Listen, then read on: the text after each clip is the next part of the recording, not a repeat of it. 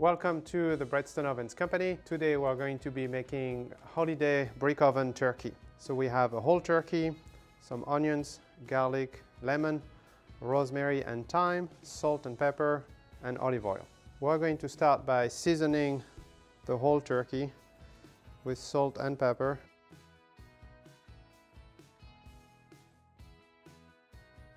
We're going to add some olive oil and we're going to rub it all around the turkey, including on the inside.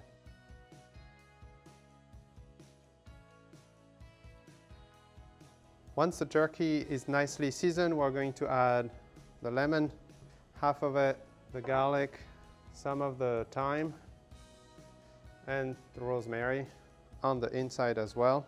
I'm going to finish with half an onion.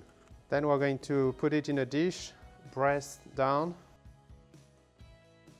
I'm going to cover it with the olive oil, salt, pepper, and we're going to roast the turkey for about 3 hours at 350 to 400 degrees. You are going to leave it breast down for the first hour and a half, then you are going to flip it back up with breast up for the other hour, hour and a half.